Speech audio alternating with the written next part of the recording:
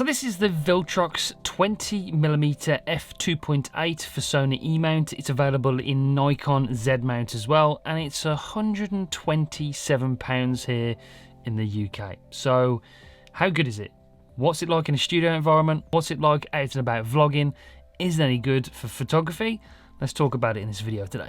So full frame, 20mm, f2.8, £127.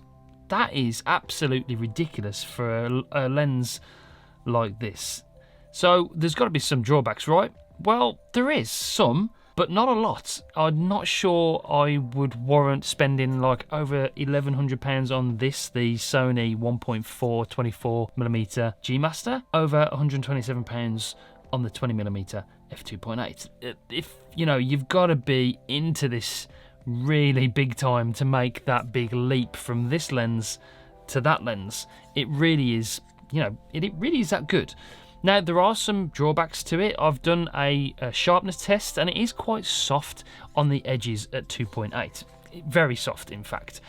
You have to stop all the way down to f9 to get the sharpness up to sort of a bearable limit. So there is that. There's a little bit of distortion, but not a lot of sort of distortion considering it's such a wide lens. It hasn't got image stabilization built in, like some of the Sony lenses haven't got image stabilization built in, but with the new active stabilization and even dynamic stabilization on the new Sony cameras, that isn't a real issue. Its autofocus is lightning fast. Focus on the lens, focus on me. No focus breathing. I have got focus breathing compensation turned on, so you know that's the camera's doing a good job. This is the Sony ZVE1. You can see it's very quick. I've been really impressed. It doesn't come with a sort of case in the box. It comes with this sort of bag, which is fine for the money. You get a warranty, you get a lens hood, you get all the caps, and you know what? For 127 quid, I'm blown away. I've got to be honest. Let's test it out and about for vlogging first of all.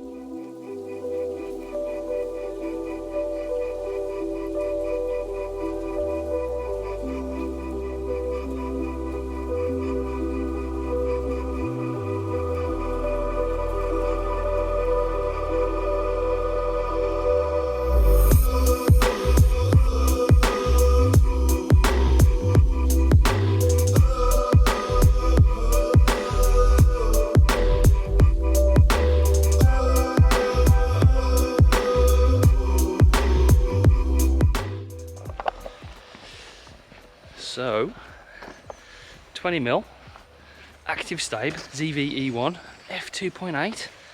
Look at that. It looks good. ND filter on the front. It's got a 52mm thread on this.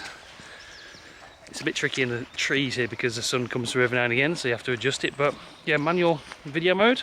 Looks good. I've got the wind muff on the top of the ZVE1, which comes with the camera.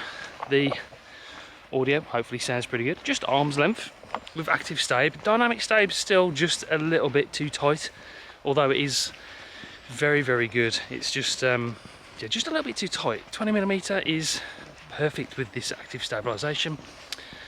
Gives you that natural look.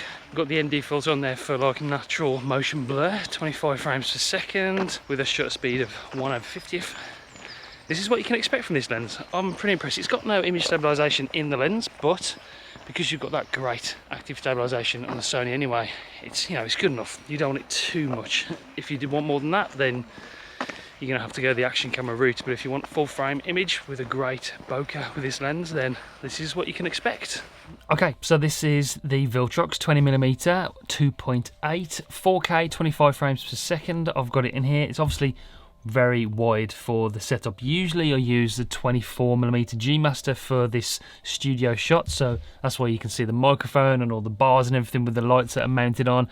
So it's wide, but I like that. It does look very good, I've got to say. You've still got that nice bokeh because it's 2.8. You know, for vlogging, it's wide enough. I think you can just get away with it with active stabilization. I've got a whole other video coming about dynamic stabilization on the Sony cameras, so if you're new to the channel, make sure you do subscribe and press the bell so you don't miss that one, because I've got some thoughts on that. But yeah, like I said, it's a whole different subject. I'm very, very impressed with the way this lens looks. Yes, it's not the sharpest lens in 2.8. When I did the test with the photos on the sharpness test, then it was quite soft. 2.8, you have to stop down to almost 9, f9 to actually get rid of that softness in the corners. But you're vlogging with this lens, and it's cheap, and it's light, and it's compact, and it's portable. You don't expect the absolute best image quality out of it. You're still getting a fantastic lens for the money. And the autofocus, that is super, super fast. It works perfectly with the Sony camera. Virtually silent. I mean, I can't hear it from where I am. I'm probably about a meter from the camera. So, great lens. Really like it. Not perfect by any stretch of the imagination, but this is fantastic value and something I'm going to be using if I go out and about vlogging with the Sony ZV-E1. This is a lens I'm going to be using. 1, it's 20mm, 2, it's 2.8, and 3, it's light enough and compact enough to use out for vlogging. And the fact that these Sony cameras are actually designed for vlogging, if you didn't know, ZV actually stands for Generation Z Vlogging, so they are vlogging cameras, although I personally think the ZV-E1 is like a real top quality cinema camera. I just think it's absolutely amazing. Not quite a cinema camera, but you know what I mean. It's very video centric, exceptional quality, so it's not really a vlogging camera, but they market it as a vlogging camera, and this is pretty much the perfect vlogging lens, especially in active stabilisation mode. £127 in the UK. Let me just say that again. £127 for 20mm, f2.8, light, compact, well made. So I don't think you can go wrong with this lens. If you're thinking about picking one up, there will be a link in the description down below. Viltrox did send me this to review. I'll get to keep it, but it's not a sponsored video in any shape or form. I'm just really, really impressed with this lens. It's fantastic. Okay, that's it for this one. I hope it helped you make some kind of decision. Check out this video, you might like this one as well, and you want to know all about why I switched to Sony? Check out this video here. Okay, that's it for this one. I'll see you on the next one. Bye.